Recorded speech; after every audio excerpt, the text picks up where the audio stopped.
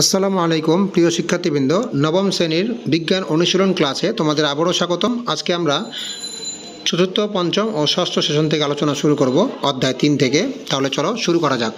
আগের সেশনগুলোতে তোমরা জিনতত্ত্ব ও বংশগতিবিদ্যা সম্পর্কে জেনেছো। এখন বলো দেখি, তোমার শারীরিক যে বৈশিষ্ট্যসমূহ তোমার দাদা, মা বা নানির কাছ থেকে এসেছে, সেই বৈশিষ্ট্যসমূহ কিভাবে এক প্রজন্ম থেকে পরের প্রজন্মে আসে। এই একটি প্রশ্ন। জীবের এই বৈশিষ্ট্যগুলো কোন ধরনের পদার্থের মধ্য দিয়ে বাহিত হয়? এটি একটি প্রশ্ন। কোন জৈব রাসায়নিক পদার্থ জীবের মধ্যে জীবনের বৈশিষ্ট্য ফুটিয়ে তোলে, আবার বংশ পরম্পরায় এসব বৈশিষ্ট্য বহন করে? এখানে 3টি প্রশ্ন দিয়েছে, এগুলির উত্তর আমরা করার চেষ্টা করি। তাহলে চলো। তোমার শারীরিক যে বৈশিষ্ট্যসমূহ তোমার দাদা, মা বা নানির কাছ থেকে এসেছে, সেই বৈশিষ্ট্য কিভাবে এক প্রজন্ম থেকে পরের প্রজন্মে আসে?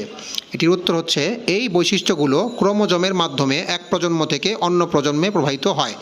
দ্বিতীয় প্রশ্নটি ছিল, জীবের এই বৈশিষ্ট্যগুলো কোন ধরনের পদার্থের মধ্য দিয়ে বাহিত হয়? এটির উত্তর হচ্ছে, জীবের এই বৈশিষ্ট্যগুলো জিনের মাধ্যমে বাহিত হয়। জীবের সব দৃশ্য ও অদৃশ্যমান বৈশিষ্ট্য নিয়ন্ত্রণকারী এককের নাম জিন। এর অবস্থান জীবের ক্রোমোজোমকে জীবের বংশগতির ধারক ও বাহক বলা হয়। 3 নম্বর প্রশ্ন ছিল, কোন জৈব রাসায়নিক পদার্থ জীবের মধ্যে জীবনের বৈশিষ্ট্য ফুটিয়ে তোলে, আবার বংশ পরম্পরায় এসব বৈশিষ্ট্য বহন করে? উত্তর হচ্ছে, ডিএনএ জীবের সকল বৈশিষ্ট্যের ধারক, তাই একে বংশগতির আণবিক ভিত্তি বলা হয়। এই ডিএনএর মাধ্যমেই জীবের মধ্যে জীবনের বৈশিষ্ট্য ফুটে ওঠে এবং বংশ পরম্পরায় এইসব বৈশিষ্ট্য প্রবাহিত করেও ধারণ করে। তারপরে যে বিষয় আছে, অনুসন্ধানী পাঠ বইয়ের জৈব অণু অধ্যায়টির বিভিন্ন অংশ একে একে পড়ে নাও। পড়ার পর দলে আলোচনা করো, কারণ কোনো জায়গায় বুঝতে অসুবিধা হলে শিক্ষকের সহায়তা নাও। বিভিন্ন ধরনের জৈব অণু, এদের গঠন ও ভূমিকা, প্রোটিন সংশ্লেষ প্রক্রিয়া, জৈব অণুসমূহের পারস্পরিক সম্পর্ক ইত্যাদি সম্পর্কে তো জানলে। ইতিমধ্যে তোমরা উদ্ভিদ ও প্রাণী কোষ সম্পর্কেও জেনেছো। নিচের ফাঁকা জায়গায় উদ্ভিদ অথবা প্রাণী কোষের চিত্র অঙ্কন করে জৈব অণুসমূহের সম্ভাব্য স্থান চিহ্নিত করো। কোষের ছবি আঁকার জন্য চাইলে তোমাদের ছোট ভাই বোনের বিজ্ঞান বই থেকে নিতে পারো। 6, 7, 8 এইসব ক্লাসের বিজ্ঞান বইয়ে আমাদের উদ্ভিদ কোষ এবং প্রাণী কোষের ছবি দেওয়া আছে। এখান থেকে আমরা এটা অঙ্কন করব। তাহলে এখানে আমরা এটা বসিয়ে দেব। দেখো, এটি একটি উদ্ভিদ কোষ। বাম দিকে উদ্ভিদ কোষের এই বিভিন্ন অঙ্গাণু বা অংশর তোমরা বর্ণনা দিবা, এখানে দেখিয়ে দিবা টিক দিয়ে। তারপর প্রাণী কোষ এই পাশে, ডান পাশে প্রাণী কোষেরও চিত্র এঁকে তোমরা এখানে কী করবা, বিভিন্ন অংশের নাম উল্লেখ করে দিবা। তো এটা তোমরা স্ক্রিনশট মেরে রাখো, এটা দেখে আর্ট করবা, অথবা তোমরা ছোট ক্লাসের বই থেকে এটা সংগ্রহ করতে পারো।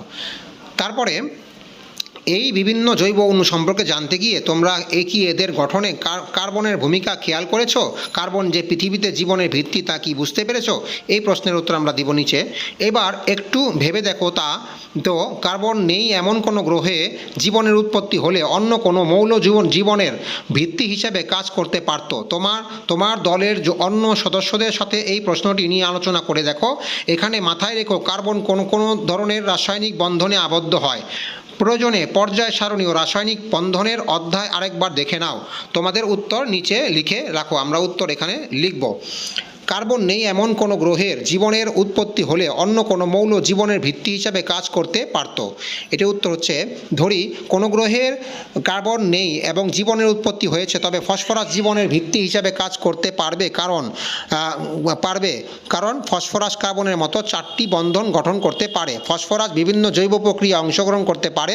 ফসফরাস নিউক্লিক অ্যাসিড তথা ডিএনএ ও আরএনএর গুরুত্বপূর্ণ উপাদান। ফসফরাস এটিপি এর মৌলিক উপাদান, তাই এটি শক্তির জন্য গুরুত্বপূর্ণ। উপরের কারণগুলো ফসফরাসকে জীবনের ভিত্তিকরণে উপযুক্ত করে তোলে। তারপর এখানে লেখা আছে, তোমরা বিভিন্ন ধরনের জৈব অণু সম্পর্কে জেনেছো। এই সবগুলোই জীবের বিভিন্ন ধরনের শারীরবৃত্তীয় কার্যক্রমে অংশ নেয় এবং শরীরকে টিকিয়ে রাখে। কিন্তু তোমাদের বৈশিষ্ট্যসমূহ সুনির্দিষ্টভাবে যে জৈব অণুর মাধ্যমে বংশ পরম্পরায় প্রবাহিত হয়, সেটি হলো নিউক্লিক অ্যাসিড। আরও নির্দিষ্ট করে বললে ডিএনএ বা অক্সিরাইবো নিউক্লিক অ্যাসিড। ডিএনএ বা ডিঅক্সিরাইবো নিউক্লিক অ্যাসিড কোষের সর্বাপেক্ষা উল্লেখযোগ্য স্থায়ী রাসায়নিক অণু।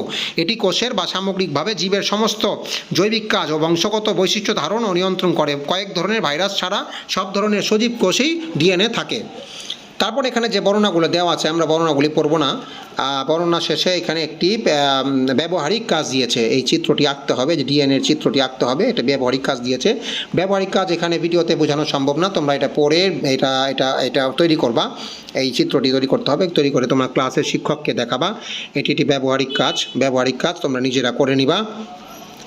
তারপরে এখানে এই সেশন শেষ করব, এখানে সেশন শেষ হবে এখানে এসে, অর্থাৎ 47 পৃষ্ঠায়।